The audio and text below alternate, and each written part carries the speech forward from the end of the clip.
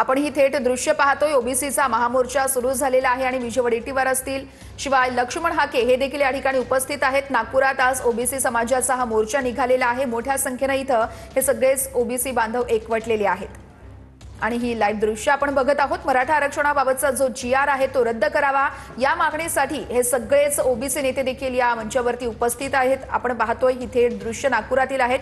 Yashwant stadium ते संविधान चौक असा हा मोर्चा निघणार आहे। नागपूरमध्ये आज ओबीसी समाजाचा मोर्चा हा आपण बघत आहोत।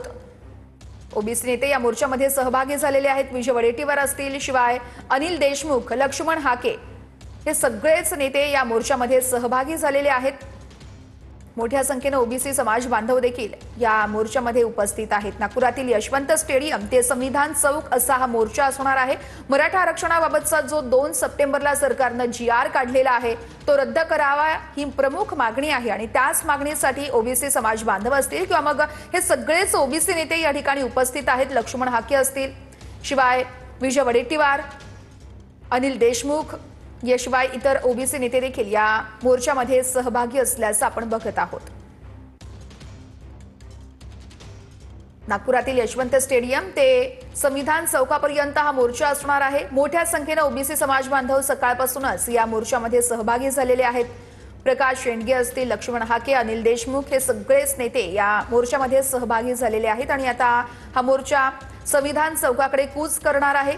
प्रमुख मागणी जर बघायला गेलं तर सरकारने जो 2 सप्टेंबरला जीआर काढलेला आहे मराठा आरक्षणासंदर्भातला तो जीआर रद्द करावा अशी ही मागणी आहे आणि याच मागणीकरता आज नागपूरमध्ये सगळेच ओबीसी समाज बांधव हे एकवटलेल्याचं आपण बघत आहोत। यशवंत स्टेडियम पासून सुरुवात होईल मोर्चाला तर संविधान चौकापर्यंत हा मोर्चा असणार आहे।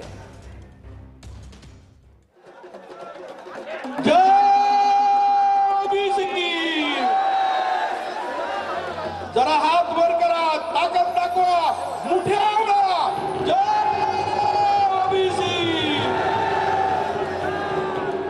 आपल्याला मी एवढंच आवाहन करतो, भाषण तिकडे आहे, ज्या ठिकाणी मोर्चा आहे त्या ठिकाणी भाषण मान्यवरांचे महाराष्ट्रातून कानाकोपऱ्यातून लोक आले, सिंधुदुर्ग रत्नागिरीवरून ओबीसीचे लोक या मोर्चामध्ये आलेले आहेत। आपण शिस्तीनं शांतपणे या मोर्चाची आता एक गाणं संपल्यानंतर सुरुवात होणार आहे।